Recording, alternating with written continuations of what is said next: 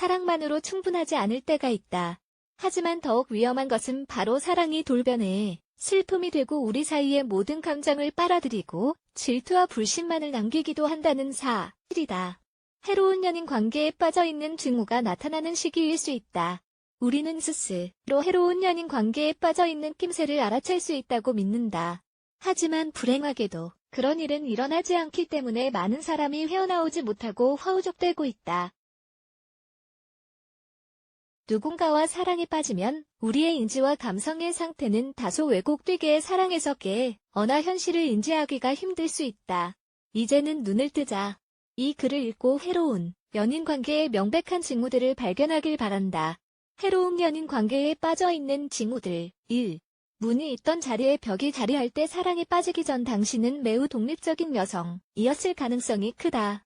직장과 가정에 관한 결정은 모두 직접 내렸고 친구도 있었고 직장 동료를 만나 외출을 하기도 하면서 행복한 일상을 누리고 있었을 것이다. 하지만 연인이 생기면서 상대방과의 관계가 당신을 바꿔놓았다. 대표적인 상황을 알아보자. 상대방과 합의하기 전에는 내가 무엇을 할지 결정하지 못한다. 회식이나 친구와의 쇼핑 약속을 말하면 상대방은 높은 확률로 가지 말라고 할 것이다. 내 생활은 아침부터 저녁까지 감시, 마이크로 매너징 받는다. 해로운 연인 관계의 증상 하나가 연인의 스타일에 맞춰 옷을 입는다는 것이다.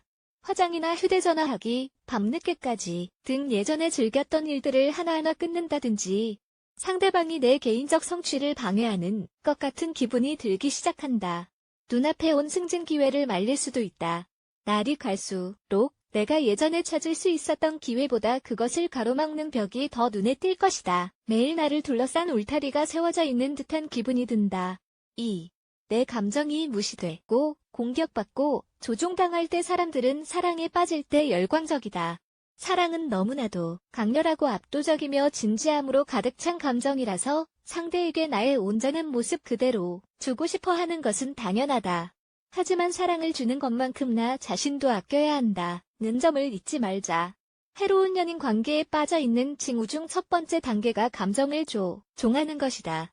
그리고 이는 제일 교묘하고 파괴적인 길이다. 누군가에게 해로운 사람들은 항상 자신의 이익만을 찾는다.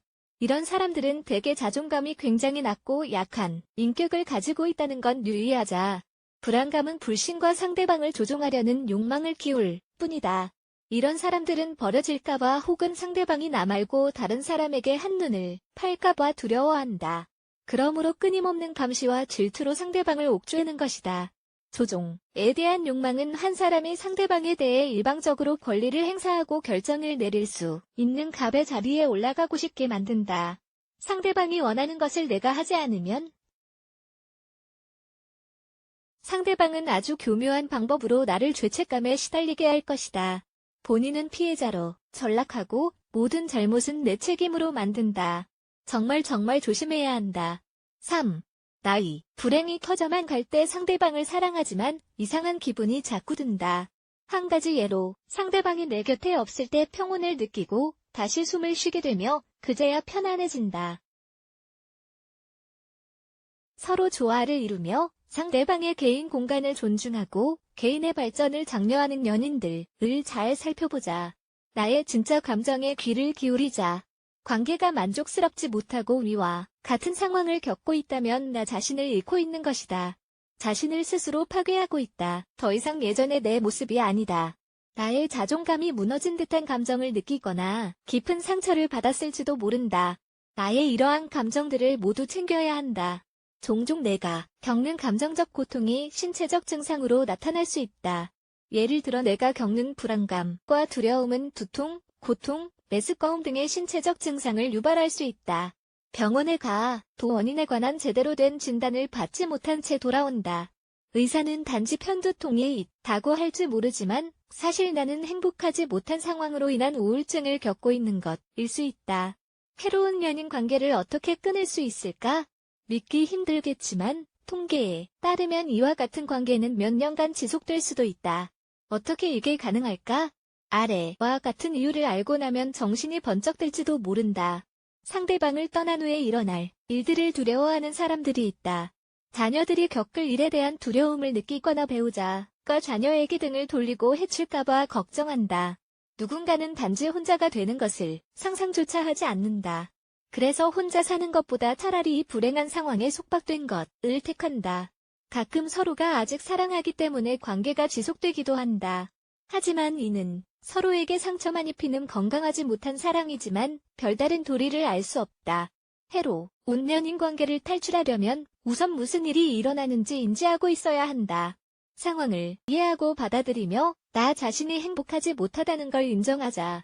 아마도 가족과 친구들은 이미 알아차리고 있을지도 모른다. 내 주변 사람들에게 의지하고 필요하다면 도움 구하자. 다음 단계는 상대방에게 말하는 것이다. 내 감정을 말하고 내 절망감과 불행을 설명하자. 이 단계를 거쳤는데도 상대방이 상황을 개선하려는 의지가 없거나 상황의 발전이 없다면 이젠 떠나야 할 때다. 내 마음의 평화, 정서적 건강, 온전함이 우선이니까 절대 자신을 의심하지 말자.